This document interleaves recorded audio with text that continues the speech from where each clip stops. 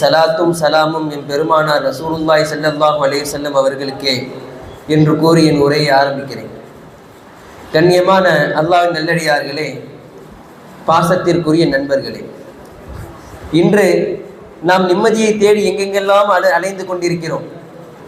அந்த நிம்மதியை பெற்றுத்தரக்கூடிய ஒரு மிக சிறந்த இடம், அல்லாஹ்வின் பக்கம் நெருங்கக்கூடிய ஒரு மிக சிறந்த இடம் என்னவென்று பார்த்தால் பள்ளிவாசல் தான். அதன் மகத்துவத்தை நான் இன்று சொல்லிக்கொண்டு என் விஷயத்திற்குள் வருவேன். கண்ணியமானவர்களே, பள்ளிவாசல் என்பது சாதாரண ஒரு செங்கலாலும் சுண்ணாம்பாலும் கட்டப்பட்ட ஒரு கட்டிடம் அல்ல. மாறாக அகிலத்தை ஆளும் அல்லாஹ் தஆலா அவனுடைய அடிமையை, அவனுடைய அடியானை தன் பக்கம் இணைக்கக்கூடிய ஒரு இடம்தான் இந்த பள்ளிவாசல். கண்ணியமானவர்களே, அல்லாஹ்வுக்கு மிக பிடித்த இடம் இந்த பள்ளிவாசல். அஹ்புல் பிலாதி இலல்லாஹி மசாஜிதுஹா என்ற ஹதீஸை நாம் காதில் வாங்கியிருப்போம். அது மட்டுமல்ல, இஸ்லாமிய அடிமை அடையாளங்களில் ஒன்று இந்த பள்ளிவாசல். கண்ணியமானவர்களே, இந்த பள்ளிவாசல் இருக்கிறதே பல வகையிலும் நமக்கு நன்மைகளை அள்ளித்தரக்கூடிய ஒரு மிக சிறந்த இடமாக இருக்கிறது.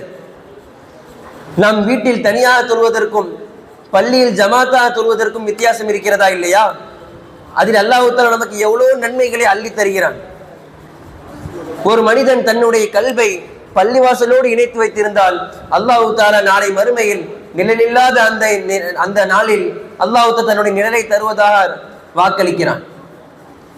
கண்ணியமானவர்களே, எவர் ஒருவர் பள்ளியின் பக்கம் நடந்து வருவாரோ அல்லாஹ் தஆலா அவர்களுக்கு ஒவ்வொரு எட்டிற்கும் ஒரு தரஜாத்தை உயர்த்துகிறான், ஒரு பாவத்தை மன்னிக்கிறான்.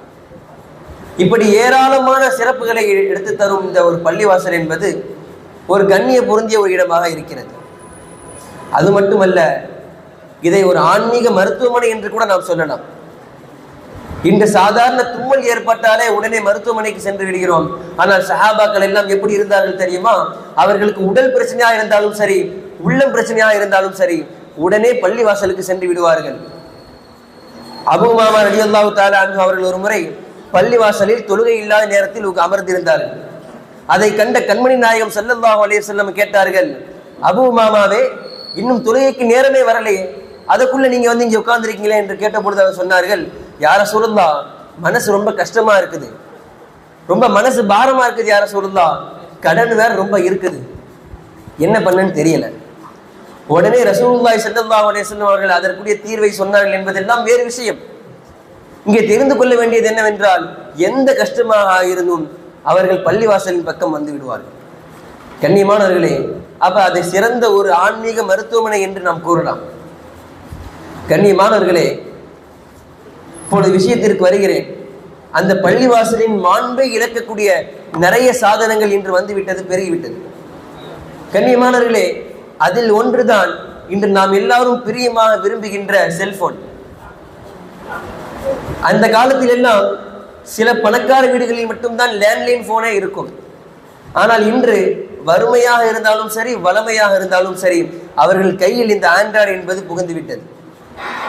கண்ணியமானவர்களே, அந்த போனில் நிறைய நல்ல விஷயங்கள் இருக்கிறது என்பதெல்லாம் நான் ஒத்துக்கொள்கிறேன். ஆனால் அதை விட அதில் தீங்கு அதிகம் என்பதுதான் நிதர்சனமான உண்மை. அதை நாம் ஏற்றுக்கொண்டுதான் ஆக வேண்டும். எனி டைம் நம் கையில் இருக்கக்கூடிய இந்த போன் பள்ளிவாசலில் நம்முடன் இருக்க வேண்டுமா? சற்று சிந்தித்து பாருங்கள். இன்று எவ்வளோ நிகழ்வுகளை நாம் பார்க்கிறோம். தொழுது கொண்டிருக்கும் பொழுது பக்கத்தில் போன் அடிக்கிறது. கண்ட பாட்டை எல்லாம் நம் காதில் கேட்க சொல்கிறது. கண்ணியமானவர்களே, அதையெல்லாம் நம்மளுடைய கவனத்தை சிதறடிக்கிறது. அல்லாஹ்வினுடைய பாதையில், அல்லாஹ்வுக்கு நெருங்கக்கூடிய அந்த பாதையை அடைக்கக்கூடியதாக இருக்கிறது. கண்ணியமானவர்களே, ஃபீ புயூத்தின் அதினல்லாஹு அன் துர்ஃபா வ யுத்கர ஃபீஹா இஸ்முஹு, பள்ளிவாசல் என்பது அல்லாஹ்வை நினைவு கூறுவதற்கு, அவனுடைய பெயரை துதிப்பதற்கும் அதை உயர்த்துவதற்கும் மட்டுமே அனுமதி என்று குர்ஆன் பேசுகிறது. இப்னு கஸீரிலே அன் துர்ஃபா என்பதற்கு விளக்கம் எழுதுவார்கள், மினல் லஹ்வி என்பதாக. வீணான விஷயத்தை விட்டு அந்த பள்ளிவாசலை கண்ணியப்படுத்த வேண்டும். அந்த வீணான விஷயத்தில் இந்த மொபைல் போனும் வந்துவிடும். கண்ணியமானவர்களே, இந்த போன் இருக்கிறதே, அல்லாஹ்வின் பக்கம் நாம் சென்றடைவது, பாதையை அடைக்கக்கூடியது என்று சொன்னால் அது எதுவாக இருந்தாலும் சரி, அது நமக்கு கேடுதான். கண்ணியமானவர்களே, நீங்கள் எவ்வளவு வேண்டுமானாலும் சொல்லலாம், ஆஃபீஸ் கால் வருது, நிறைய வேலை இருக்குது, ஒரே கால் வந்துட்டே இருக்கும், அட்டன் பண்ணணும் என்பதாக.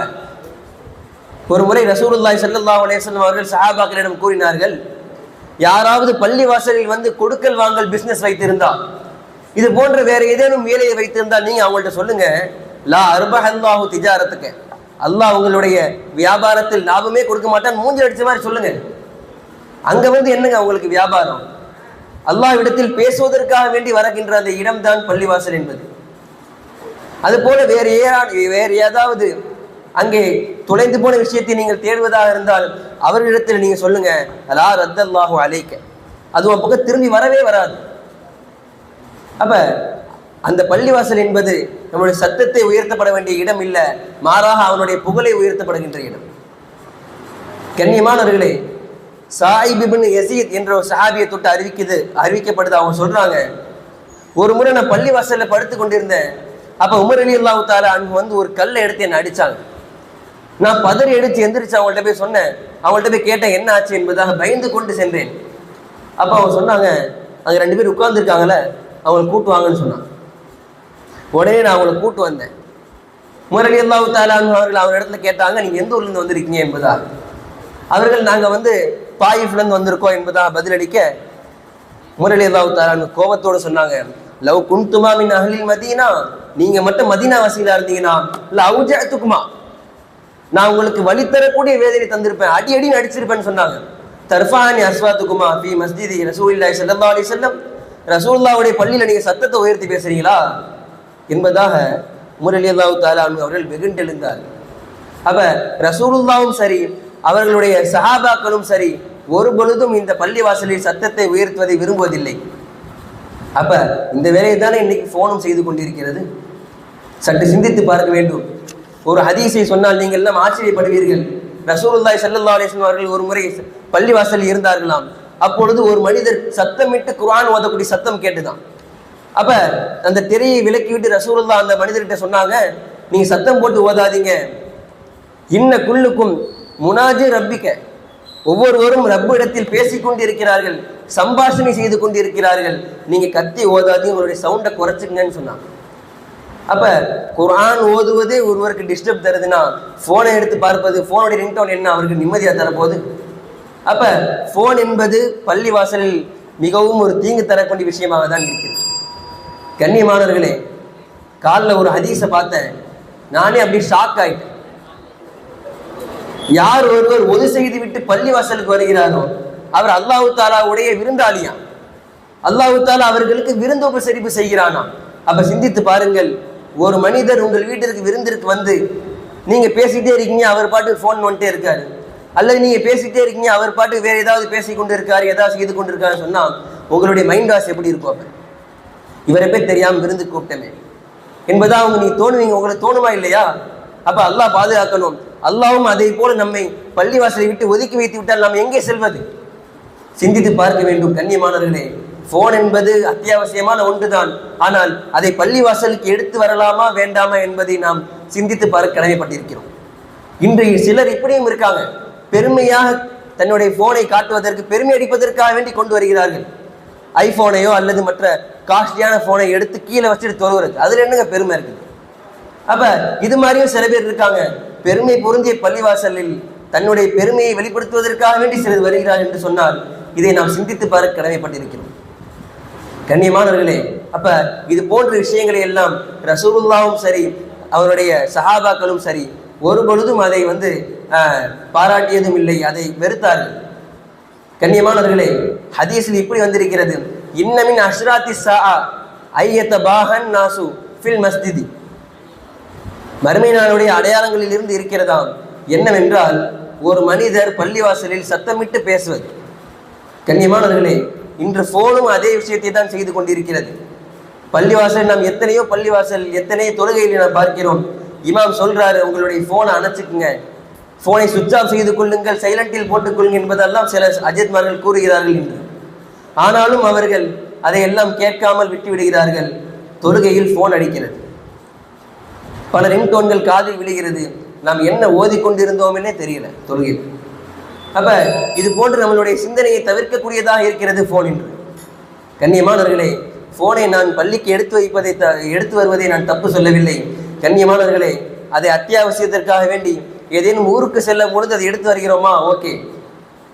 அதை தொழுகை ஆரம்பிப்பதற்கு முன்பதாக சைலண்டில் போட்டுவிட்டு வெளியே வந்தது பிறகு சைலண்ட் ஆஃப் பண்ணிவிட வேண்டும்.